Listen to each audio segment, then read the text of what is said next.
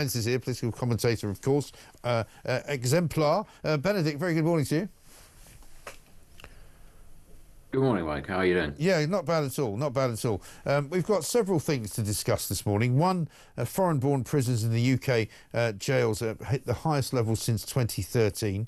Keir Starmer's smashing the gangs policy has gone completely awry and is clearly not working. And finally, the government would like to monitor exactly what you think about that. And if you say anything they don't like, they might come and knock on your door and arrest you. I mean, that last point in particular is just...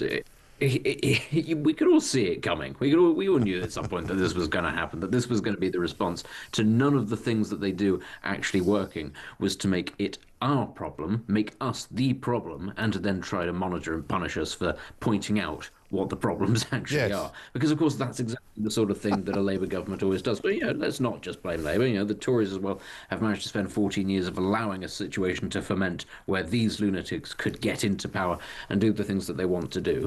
And I think, the Overton window has shifted so massively in this country. Now, I think the politicians are not even quite clocking on to the fact that illegal migration across the Channel is a problem. And they're starting to think, maybe we'll have to move people out of hotels. Maybe we'll have to do something about that. Whereas in the mainstream, what the public feel is, as your listeners were saying when they were writing in, saying a moratorium on all migration. Build prisons for these people. I think the public are so unbelievably fed up.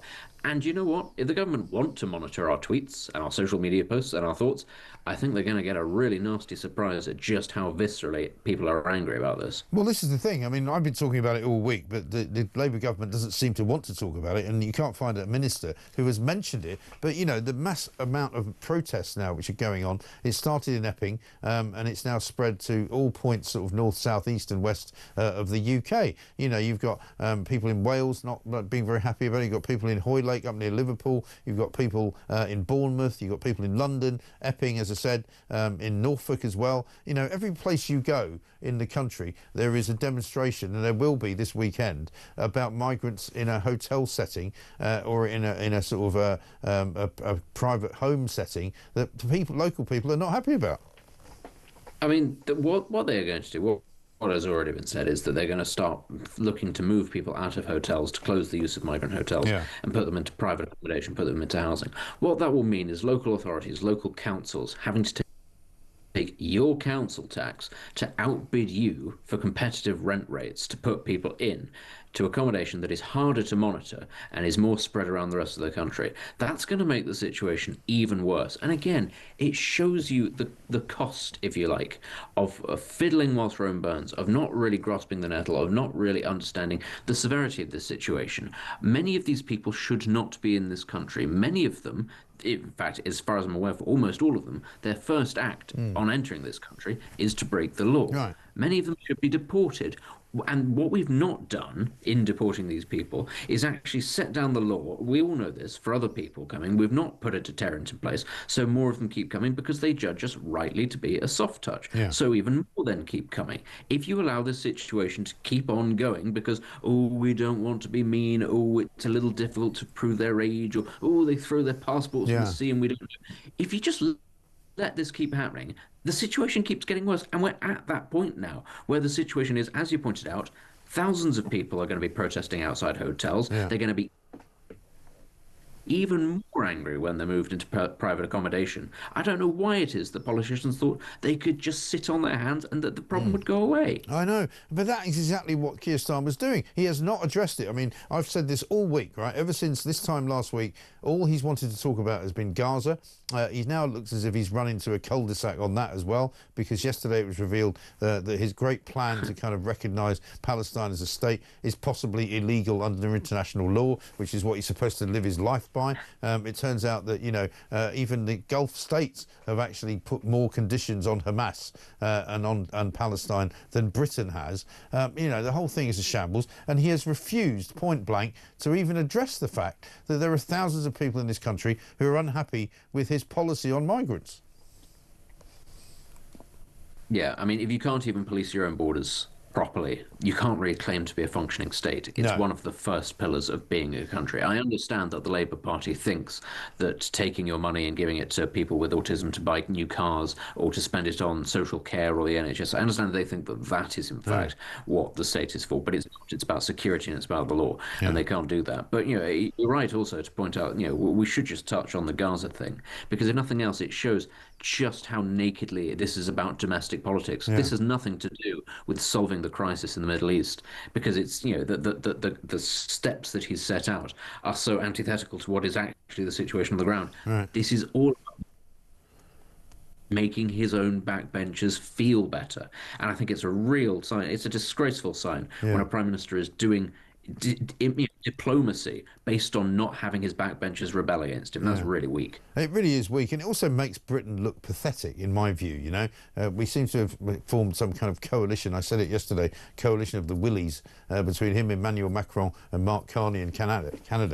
Two of the most hopeless, hapless, useless characters that you would want to align yourself with, and this is where we are now. So it's the coalition that nobody really wants to do anything with, and nobody wants to talk about.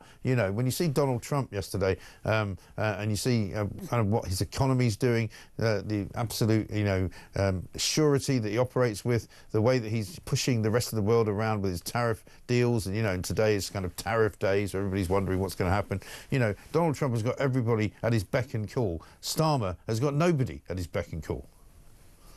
Absolutely nobody. And as you pointed out, the Gulf states were all able to come together and say, look, there's only one way that there will be a Palestinian state, and that's if Hamas disarms, disbands, and leaves Gaza. Whereas Keir Starmer goes, now listen here, Israel, you being the one that started this and all, wink, wink, if you don't do what I say, I'm going to give Hamas what they want. And everybody else around the world is sat there going, even the Arab states understand. Right. Even they find that the penny has dropped, and you think that this is in fact the way to go about it. I mean, he is the worst. He really is. He is the worst of the three. At the very least, Mark Carney's got a grasp on Canada's economy. At the very least, Macron has some oomph about him. Starmer's got nothing, absolutely nothing to redeem himself. No. And the news just keeps getting worse and worse and worse, with every week that passes. And I say this now as a kind of, rejoinder to the start of every show.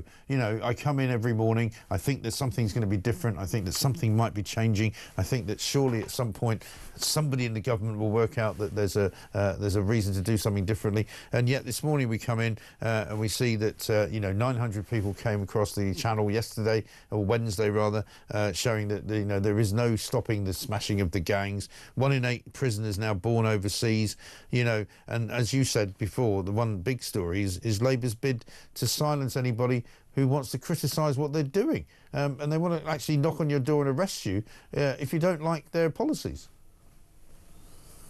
I think it would be worth sort of canvassing opinion of the listeners, of the newspapers, of anything. Yeah. Can people actually point to one concrete thing that has markedly improved under this government? And if you don't want to be partisan, you can go back to Rishi Sunak as well. Can people actually point to something tangible that you could put your finger on and say, that was a reason why voting for whatever the party of the day is was worth doing? Because at the very least, sometimes you might get an example of competent government or something like that. I just can't think of it right now. All I think of is a government that on issues that it doesn't want to deal with, it sticks its head in the sand. And on issues that it feels very ideologically driven by, it is absolutely going hell for leather, even when the rest of the country turns around and says, this is not what we want. On education, on healthcare, whatever it is, the thing about, putting VAT on private schools, really pressing issue that was really concerning lots of people. That's their big educational achievement. And you just sort of look at it and you think, please just show me one thing that we can be positive about. I've got it for you. I've got one thing for you. Have a look at this. This is what he put out yesterday as a big message to entrepreneurs. Promise made, promise now delivered in government. I wanted to come back here to do this launch today for a reason. I stood in this room 3 years ago, I think it was, when we had female entrepreneurs and they were running either solo or small businesses in different parts of Swindon and the surrounding areas. But what we really talked about in this room was, what are the inhibitors? What are the problems? What are the challenges that you're facing? And we made a commitment 3 years ago that we would take away what you told us needs to be done, and we would come back and we we would make the change. And so I'm standing here to say we made that promise to you, and today we're delivering on that promise. Here is the plan. It says it's a government plan, but it's your plan. Being back here in the very room where we started this journey to say, as I say, promise made, promise now delivered in government. I'm sorry, Benedict. I'm yet to see what that thing. What is that all about? What is that? Well, how can you make that and think it's of any use to man or beast? I love that. Some sort of we've made it easier for female entrepreneurs and female businesses, and there's like a little bit of small print going relative to the size of the economy because we've tanked it. Like, honestly, I'm glad for anybody for whom Keir Starmer made that promise and kept that promise. I'm very glad for you. There you are. There's at least 7 people who feel that this was worth voting for Keir Starmer. I know. Meanwhile, back in the real world, and I'm just going to mention this because we're going to talk about it later on in the show, there's a story on the front page of The Sun about a terrorist who admitted to being part of the planning for 7/7 and 9/11, a jihadist by the name of Haroon Aswat, who's currently in prison and has been in prison in this country for quite a long time.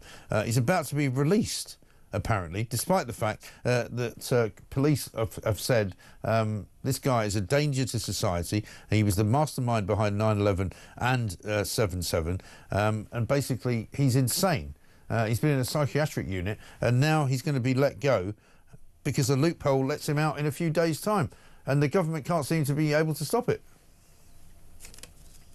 I mean, of course he's going to be released. Of course he's a lunatic on a psychiatric ward, and the government is going to release him because of a technical loophole. Presumably, if he's that insane, nobody has to tell him about the loophole. You know, he's not going to understand it anyway, I would have thought. But, I mean, the thing is, even if he wasn't psychologically damaged, the whole thing about releasing jihadists, it's something I think that possibly a lot of secular people in government don't understand.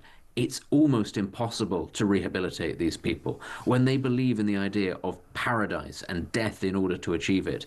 I mean, that's a real strong motivator for people like that. We shouldn't be even considering paroling people like that, you know, regardless of what the loophole is. And as you say, if the government can't think of a way, if the government doesn't realize, oh, we have this thing called power and we can close loopholes in the law for people like this, if it can't get around to doing it, well, again, where is its legitimacy? What is the point of it being the government? I know. Absolutely incredible. Benedict, so much to talk about. We haven't even got time to get into a few of the other stories, but great to see you. Thank you very much for